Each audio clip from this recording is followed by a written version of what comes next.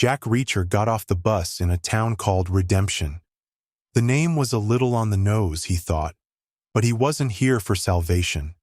He was just passing through, a ghost on the Greyhound, destination nowhere in particular.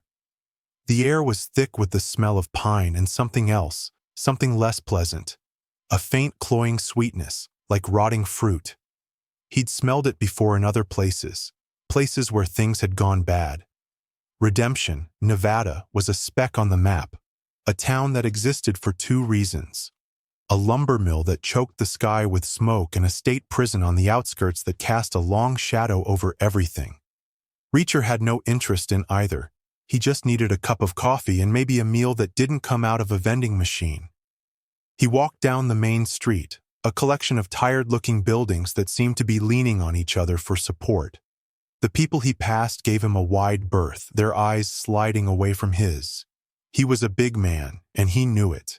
6'5", 250 pounds of muscle and bad intentions. He wasn't looking for trouble, but he had a way of attracting it. He found a diner with a flickering neon sign that read, "Eat." Seemed straightforward enough. He went inside and took a seat at the counter. The place was empty except for a tired-looking waitress who looked like she'd seen too many long nights. She brought him a menu without a word. Reacher didn't bother looking at it. "Just coffee," he said. "Black." She nodded and shuffled off to the coffee pot. As he waited, he scanned the room. It was a typical small-town diner with cracked vinyl booths and a jukebox that had probably been silent for years. But there was something else. A tension in the air, thick and heavy as the smell of stale grease. He could feel it in the way the waitress avoided his eyes, in the way the silence seemed to hum with unspoken words. The coffee came, and it was as black and bitter as he'd expected. He took a sip and looked out the window. A sheriff's car was parked across the street. The car itself was new, a top-of-the-line model that seemed out of place in this rundown town. The man behind the wheel was big, not as tall as Reacher, but broader in the shoulders. He wore a crisp, clean uniform and a pair of mirrored sunglasses that hid his eyes. He was watching the diner, watching Reacher. Reacher took another sip of his coffee. He knew the type, the small-town king, the man who owned the law and everything else in his little kingdom. He'd seen them before, in a dozen other towns just like this one. They all had the same look, the same swagger, the same belief that they were untouchable. And they were, until someone like Reacher came along. The waitress came back to refill his cup. Her hand was shaking. "He's been watching you since you got off the bus," she said, her voice a low whisper. "I noticed," Reacher said. "You should get back on the next bus and leave," she said. "This isn't a good place for strangers." "I'm not looking for trouble," Reacher said. "Trouble will find you here," she said. "It always does." She moved away before he could ask her what she meant. Reacher finished his coffee and left a few dollars on the counter. As he stepped outside, the sheriff's car pulled away from the curb and glided to a stop in front of him. The window rolled down, and Reacher found himself looking at the man behind the mirrored sunglasses. "You're a long way from anywhere, friend," the sheriff said, his voice a low drawl that was meant to be friendly but wasn't. "Just passing through," Reacher said. "We don't get many visitors in Redemption," the sheriff said. "And the ones we do get, we like to know their business." "My business is my own," Reacher said. The sheriff's smile was thin and cold. "In this town, your business is my business. Now why don't you tell me your name?" "Reacher," he said. The sheriff's smile faded. He seemed to recognize the name. "I've heard of you. You're the one who caused all that trouble down in Margrave." "I didn't cause the trouble," Reacher said. "I ended it." "That's not how I heard it," the sheriff said. "I heard you left a trail of bodies in your wake." "The people who ended up dead were the ones who were causing the trouble," Reacher said. "They were corrupt, and they were killing people. I just evened the score." The sheriff's eyes narrowed. "We have a nice quiet town here, Reacher. We don't need any of your kind of trouble." "I'm not looking for any," Reacher said. "But I have a feeling I'm going to find it anyway." The sheriff's radio crackled to life. "Sheriff, we got a 1054 at the old lumber mill." "I'm on my way," the sheriff said. He looked at Reacher. "Don't leave town." He sped off, leaving Reacher standing in the middle of the street. The waitress was right. Trouble had already found him. Reacher decided to take a walk. He headed towards the old lumber mill, the place where the trouble was. He had a feeling it was connected to the sheriff, to the fear in the waitress's eyes, to the sweet, cloying smell that hung over the town. He walked past the rows of shuttered storefronts and dilapidated houses. The few people he saw on the streets hurried away from him, their faces grim and closed off. This was a town that was afraid, a town that was hiding something. The lumber mill was on the edge of town, a sprawling complex of rusted metal and rotting wood. It had been abandoned for years, but as Reacher got closer, he could see signs of recent activity, tire tracks in the dirt, fresh footprints in the mud. He followed the tracks to a large warehouse at the back of the property. The door was slightly ajar, and a dim light flickered from within. He pushed the door open and slipped inside. The warehouse was vast and empty, except for a single pickup truck parked in the center of the room. The truck was new, just like the sheriff's car, and it was loaded with something that was covered by a tarp. Reacher walked over to the truck and pulled back the tarp. He wasn't surprised by what he saw.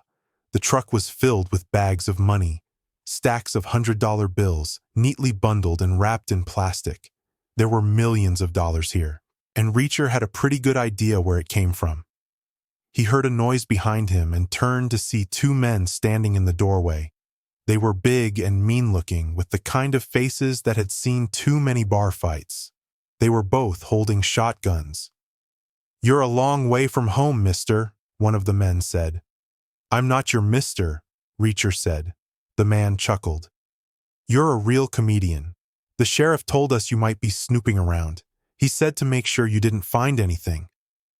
"Looks like you're a little late," Reacher said, gesturing to the truck full of money. The man's face hardened.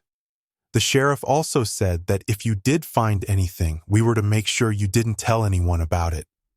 He raised his shotgun. Reacher didn't hesitate. He lunged forward, grabbing the barrel of the shotgun and twisting it away from him. The gun went off, the blast echoing through the warehouse. The other man raised his shotgun, but Reacher was too fast. He spun around, using the first man as a shield. The second man fired, and the first man grunted as the buckshot tore into his back. Reacher shoved the dead man aside and charged at the second man. He hit him with a shoulder tackle that sent him flying backwards. The man's head hit the concrete floor with a sickening crack. Reacher looked down at the two dead men. He hadn't wanted to kill them, but they hadn't given him a choice. He turned his attention back to the truck.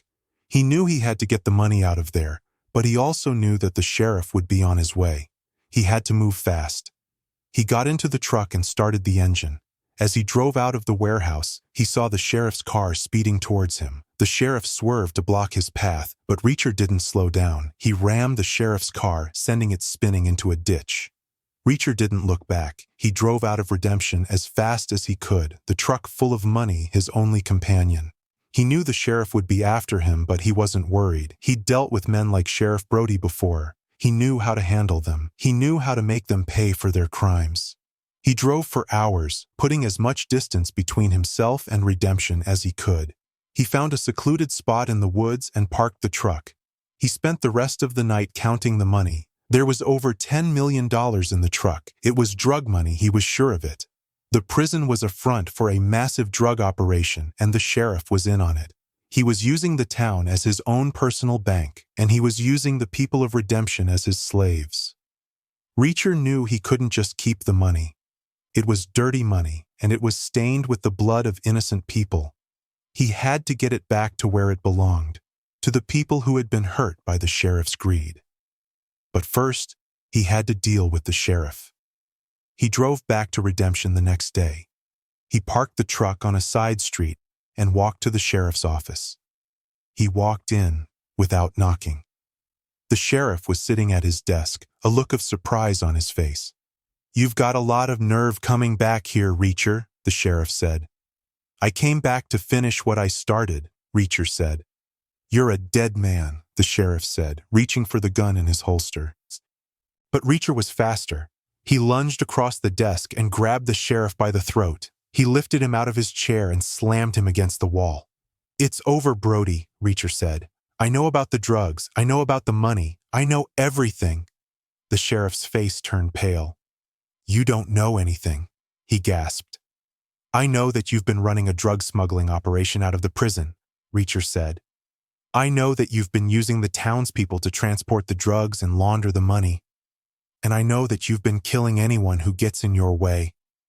The sheriff's eyes widened in fear. "Who told you that?" "Nobody had to tell me," Reacher said. "I figured it out for myself." "You're not as smart as you think you are, Brody." Reacher tightened his grip on the sheriff's throat. "I'm going to give you one chance to do the right thing," he said. "You're going to confess to everything. You're going to tell the feds about the drug operation, about the money, about the murders, and then you're going to spend the rest of your life in one of your own prison cells." The sheriff's eyes darted around the room, looking for a way out. But there was no way out. He was trapped. He knew that Reacher was going to kill him if he didn't do what he said. "All right," he croaked. "I'll do it. I'll confess." Reacher let him go, and the sheriff slumped to the floor, gasping for air. Reacher pulled out his phone and called the FBI. He told them everything, and he told them to get to Redemption as fast as they could. The feds arrived a few hours later. They arrested the sheriff and his deputies, and they seized the prison. They found evidence of the drug operation, just like Reacher had said they would. They also found the bodies of several people who had been reported missing over the years. The sheriff had been killing anyone who threatened to expose his operation. The feds offered Reacher a reward for his help, but he turned it down. He didn't want their money. He had his own money now, $10 million of it. He took the truck full of cash and drove out of Redemption. He didn't look back. He drove for days, with no destination in mind. He finally ended up in a small town in Texas. He found a local charity that helped the families of prisoners, and he donated all of the money to them. He didn't tell them where the money came from, and they didn't ask. They were just grateful for the help. Reacher left the town and got back on the road. He had no money, no possessions, and no place to go. But he was free. He was a ghost on the highway, a man who went wherever the road took him. And he knew that somewhere down that road there would be another town, another corrupt sheriff, another injustice that needed to be set right. And he would be there to do it, because that's who he was. He was Jack Reacher, and he was the man who made things right.